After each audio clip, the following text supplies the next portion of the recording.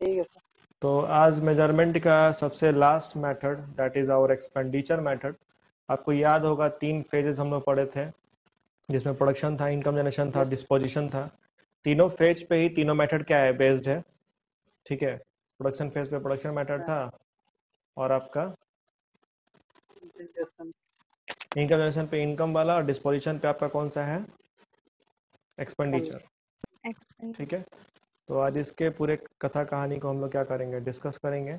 और आपको याद होगा कि जो हम लोग एक्सपेंडिचर का कॉन्सेप्ट पढ़े थे, याद है आपको, जो बेसिक कॉन्सेप्ट पढ़ा रहे थे, तो हम बताए थे आपको कि जो टोटल एक्सपेंडिचर होता है वो क्या होता है, कॉस्ट कॉस्ट होता है, cost plus interest. C plus I, expenditure consumption expenditure plus investment expenditure,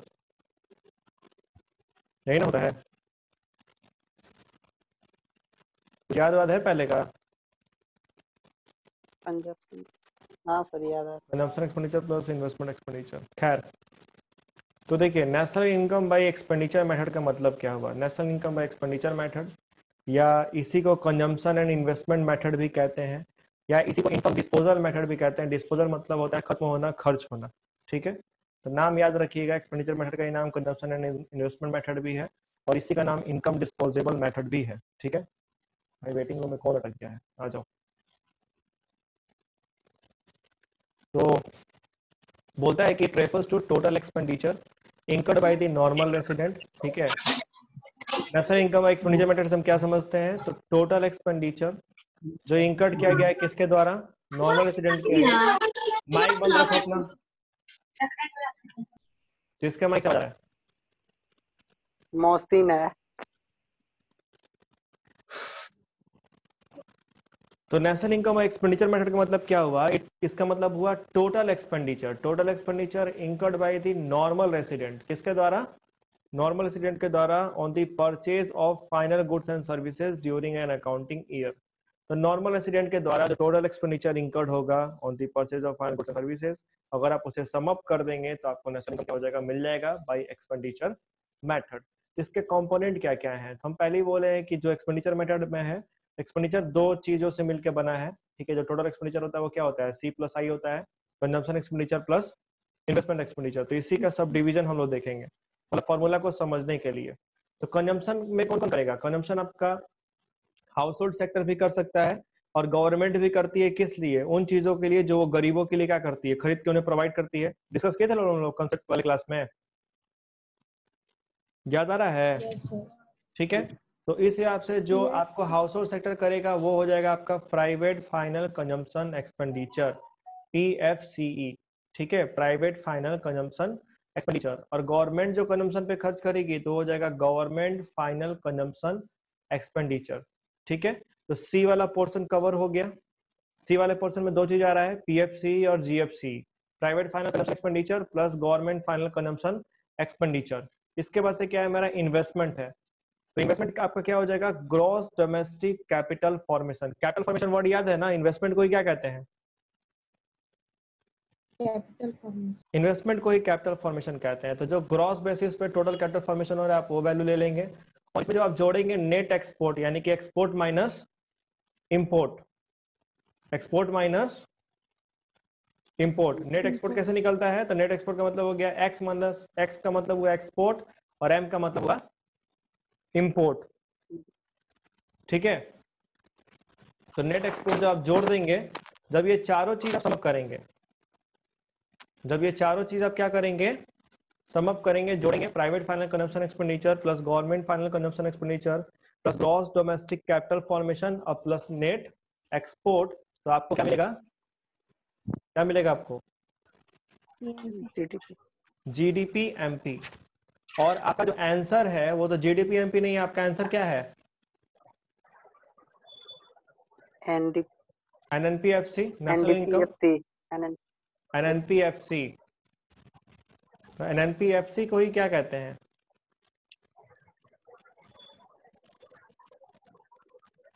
national income कहते हैं। ठीक है, तो अब मुझे GDP MP को कन्वर्ट कर देना है NNPFC में, तो क्या करेंगे, G से बनाना है N, तो डेप्रिसिएशन क्या कर दिए, माइनस कर दिए। डोमेस्टिक से बनाना था नेशनल, तो net factor income from abroad क्या कर दिए, ऐड कर दिए। और MP से बनाना था FC, पेनल्टी क्या कर दिए, माइनस कर दिए।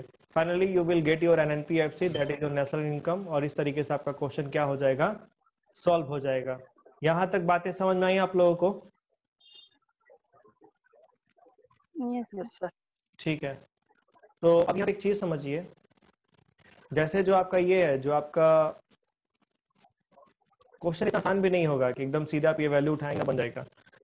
जैसे प्राइवेट फाइनल कंजम्पशन एक्सपेंडिचर का कोई सब डिवीजन नहीं है, गवर्नमेंट फाइनल कंजम्पशन एक्सपेंडिचर का कोई सब डिवीजन नहीं है, ठीक है। लेकिन जब आएंगे ग्रॉस डोमेस्टिक कैपिटल फॉर्मेशन पे, किस पे आएंगे? Gross domestic capital formation. तो ग्रॉस डोमेस्टिक कैपिटल फॉर्मेशन या तो आपको हो सकता है क्वेश्चन में सीधे दे दे, या हो सकता है कि ये तोड़ के दिया हो, मतलब इसके जो अंदर के सब कंपोनेंट क्वेश्चन में क्या हो वो गिवन है। तो हमको समझना पड़ेगा कि ग्रॉस डोमेस्टिक कैपिटल फॉर्मेशन किन चीजों से मिलके बना है। आइए देखते हैं, ठीक है। ओवरऑल स्ट्रक्चर समझ गए ना, तुमको क्या क्या चीज लेना है? Yes sir. Private final consumption expenditure plus government consumption expenditure plus gross domestic capital formation plus आपका net export, you will get GDPMP. GDPMP में से डेप्रिसिएशन घटाइए, एनएफआईए ऐड कीजिए और एनआईटी क्या कीजिए, लेस। लेस कीजिए, you will get your national income NNPFC, ठीक है। लेकिन इसके अलावे अगर हमको तुमको ये gross domestic capital formation directly नहीं गिवन हो तो इसको कैसे कैलकुलेट करेंगे ये समझना पड़ेगा, उसका पूरा कंप्लीट हो जाएगा। तो ग्रॉस डोमेस्टिक कैपिटल फॉर्मेशन दो चीजों से मिलकर बना है, ठीक है। Gross domestic fix capital formation और इन्वेंट्री इन्वेस्टमेंट। इन्वेंट्री इन्वेस्टमेंट क्या होगा? इन्वेंट्री कैपिटल फॉर्मेशन, ठीक है। आपको याद है ना इन्वेस्टमेंट का कंसेप्ट, याद जो हम पढ़ाए थे पहले क्लास में, जो हम लोग कंसेप्चुअल पार्ट डिस्कस कर रहे थे। इन्वेस्टमेंट दो होता है, फिक्स इन्वेस्टमेंट और इन्वेंट्री इन्वेस्टमेंट, याद है? तो मेरे को चाहिए टोटल कैपिटल फॉर्मेशन, यहाँ पे है ना टोटल डोमेस्टिक कैपिटल फॉर्मेशन। तो कैपिटल फॉर्मेशन क्या हो गया आपका? इन्वेस्टमेंट हो गया। तो इन्वेस्टमेंट में दो चीज, ग्रॉस फिक्स कैपिटल फॉर्मेशन और इन्वेंट्री इन्वेस्टमेंट। जब आप ये दोनों जोड़ोगे तब जाके आपको क्या मिलेगा? जब आप इस वैल्यू को और इस वैल्यू को दोनों को सम अप करेंगे तब आपको मिलेगा ग्रॉस डोमेस्टिक कैपिटल फॉर्मेशन, ठीक है। तो आपको देखना होगा क्वेश्चन में क्या इंफॉर्मेशन गिवन है। हो सकता है कि कभी कभी आपको इन्वेंट्री इन्वेस्टमेंट दे दे, तो इसका भी सब डिवीजन होता है। ग्रॉस डोमेस्टिक जो कैपिटल फॉर्मेशन है ना, यस सर। ठीक है, रुकिए रुकिए एक सेकंड रुकिए।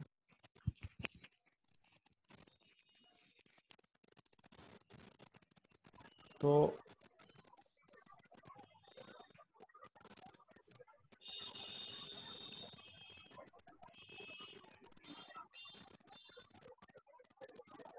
मेरा क्या है? ग्रॉस, माइक बाकी लोग अपना बंद कर लो।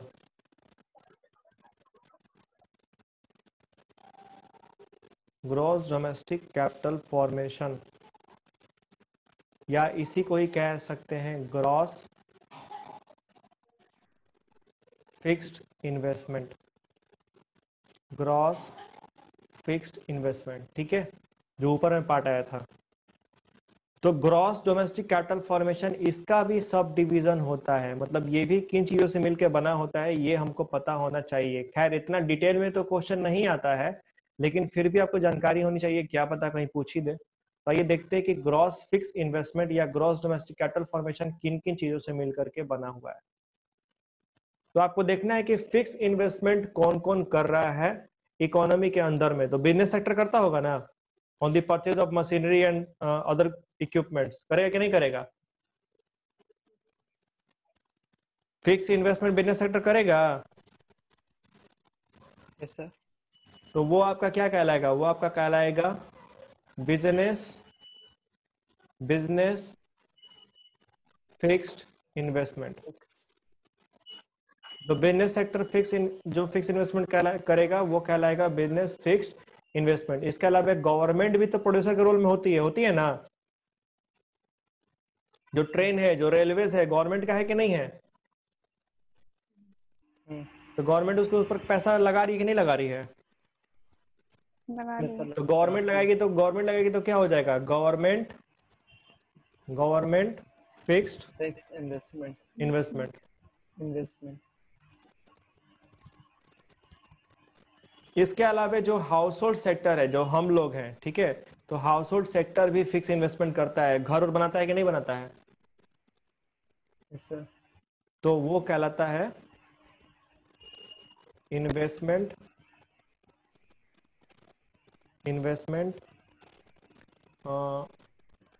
On residential construction, investment on residential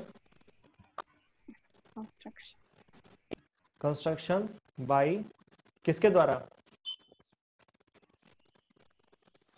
household. By household. ठीक है, देखिए ये डिटेल्ड हो गया, मतलब इससे बाहर एग्जाम में कुछ भी नहीं हो सकता है। ठीक है, एक्सपेंडिचर मेथड में जितना चीज आपको हम बताएं अभी समझा रहे हैं, तो इससे बाहर कुछ आ ही नहीं सकता है। ये मैक्सिमम एक्सटेंट तक आपको चीजें समझाई गई हैं। तो मेरा क्या था कि पहले हम ब्रॉड फॉर्मूला को एक बार फिर देखते हैं, फिर आपको ये चीज अगेन एक बार समझाते हैं। ठीक है, तो आपको क्लियर हो जाएगा। फिर से आइए, फिर से देखते हैं। हम बात कर रहे थे कि नेशनल इनकम को एक्सपेंडिचर मेथड से कैसे क्या करते हैं, कैलकुलेट करते हैं। इसी पे डिस्कशन हो रहा था हम लोग का। ठीक है, एक सेकेंड, बाकी डेटा सब कहाँ उड़ गया? खैर, हाँ, तो यहाँ पे था। तो हमको देखना था कि टोटल एक्सपेंडिचर तुम्हारा नॉर्मल रेसिडेंट के द्वारा कितना होगा, यही हमको यहाँ पे डिस्कस करना था। ठीक है, तो यहाँ पे क्या है कि सबसे पहले फॉर्मूला में क्या है, प्राइवेट फाइनल कंजम्पशन एक्सपेंडिचर, यानी जो हाउस होल्ड सेक्टर खर्च किया कंजम्पशन पे। फिर आया गवर्नमेंट फाइनल कंजम्पशन एक्सपेंडिचर, जो गवर्नमेंट खर्च किया किस पे, कंजम्पशन पे। उसके बाद है आपका ग्रॉस डोमेस्टिक कैपिटल फॉर्मेशन। ठीक है, ग्रॉस डोमेस्टिक कैपिटल फॉर्मेशन मतलब ग्रॉस डोमेस्टिक इन्वेस्टमेंट। ठीक है, तो हम पहले ही बोले हैं कि C प्लस आई दोनों मिला करके है, तो ये आपका ऊपर का 2C हो गया और नीचे वाला क्या हो गया, आई। नीचे वाला I हो गया। ठीक है, अब क्या है कि PFC का यानी प्राइवेट फाइनल कंजम्पशन एक्सपेंडिचर का कोई सब डिवीजन नहीं है, गवर्नमेंट फाइनल कंजम्पशन एक्सपेंडिचर का कोई सब डिवीजन नहीं है, लेकिन ग्रॉस डोमेस्टिक कैपिटल फॉर्मेशन का सब डिवीजन है। इवन नेट एक्सपोर्ट का भी नहीं है। नेट एक्सपोर्ट मतलब बस कितना, एक्सपोर्ट माइनस इंपोर्ट। तो हमको समझना होगा किसको, नेट EDC ये ग्रॉस डोमेस्टिक कैपिटल फॉर्मेशन। हाँ, ग्रॉस डोमेस्टिक कैपिटल फॉर्मेशन को, क्योंकि बाकी चीजें तो एज इट इज एग्जाम में मेरे आएंगी, तो हमको कोई दिक्कत नहीं है। ठीक है, और ये चारों जोड़ने पे आपको क्या मिलेगा, जीडीपी एमपी। देन वो आप क्या करो, जीडीपी एमपी को अपना कन्वर्ट कर दो किसमें, एनएफआई डेप्रिसिएशन घटाओ, एनएफआई जोड़ो और एनआईटी माइनस करो, तो आपको नेशनल इनकम यानी कि एनपीएफसी क्या हो जाएगा, मिल जाएगा। ठीक है, उसके बाद हम लोग बात किए हैं अभी कि हमारा ये ग्रॉस डोमेस्टिक कैपिटल फॉर्मेशन कैसे निकलता है। ये रहा, एक सेकेंड।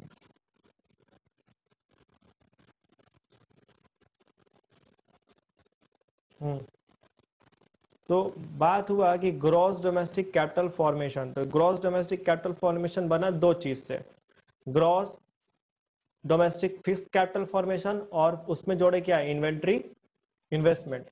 क्या जोड़े, inventory investment. So when you sum up gross domestic fix capital formation plus inventory investment, तो आपको क्या मिलेगा, gross domestic capital formation. Gross domestic capital formation. ठीक है, फिर हम बोले कि इन्वेंट्री इन्वेस्टमेंट कैसे निकलता है, तो closing stock minus opening stock. ठीक है, और gross domestic fix capital formation यानी कि फिक्स इन्वेस्टमेंट इकोनॉमी में कौन कौन करता है, इसका भी सब डिवीजन पॉसिबल है, इसका भी सब डिवीजन पॉसिबल है, और इसका हमने क्या किया, डिस्कस किया। ठीक है, तो इसमें क्या क्या चीजें थी कि फिक्स इन्वेस्टमेंट कौन कौन करता है, तो बिजनेस करेगा तो क्या हो जाएगा, जब बिजनेस सेक्टर फिक्स इन्वेस्टमेंट करेगा तो क्या कहलाएगा, बिजनेस फिक्स्ड इन्वेस्टमेंट। ठीक है, इन्वेस्टमेंट। जब गवर्नमेंट फिक्स इन्वेस्टमेंट करेगी तो क्या कहलाएगा, government fixed investment. Government fix investment. और जब हाउस होल्ड सेक्टर खर्च करेगा घर वगैरह बनाने पे, जो हम लोग घर बनाते हैं, तो घर क्या कोई गुड्स है, नहीं सर, घर गुड्स के कैटेगरी में नहीं ना आता है, ये हमारा नहीं। संपत्ति है, इस पे हम फिक्स इन्वेस्टमेंट कर रहे हैं। तो this is known as investment on residential construction by household. ठीक है, क्लियर है आप लोगों को, यस। ठीक है, मेरे साथ आप लोग रिपीट करेंगे बिना देखे। चलो देखते हैं कितने लोग को याद हो रहा है। सबसे पहले क्या है सोनी,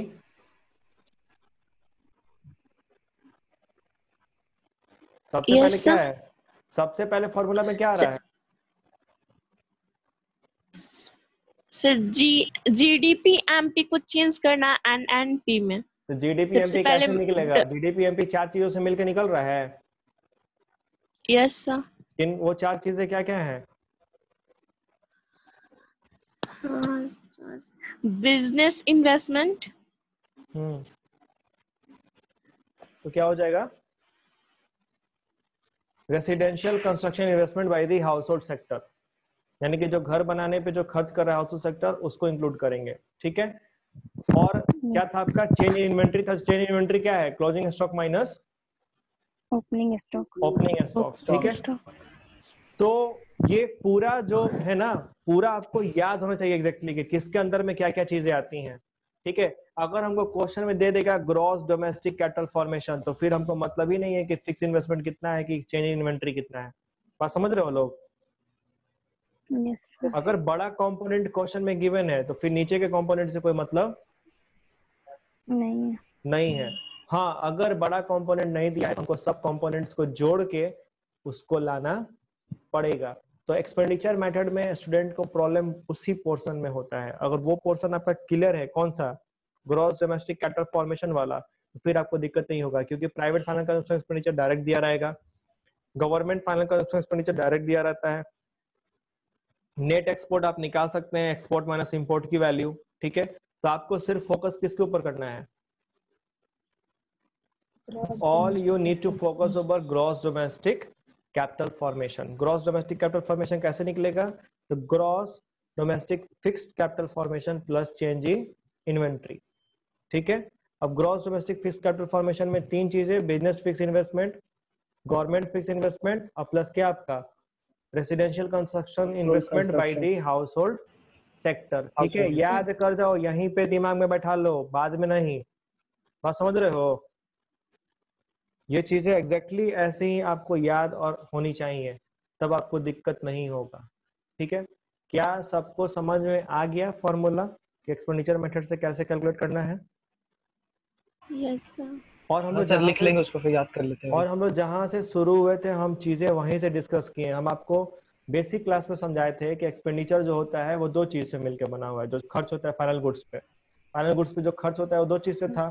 एक था कंजम्पशन, एक था क्या? इन्वेस्टमेंट। कंजम्पशन में जो खर्च होता था वो कंजम्पशन एक्सपेंडिचर था, दैट इज योर सी।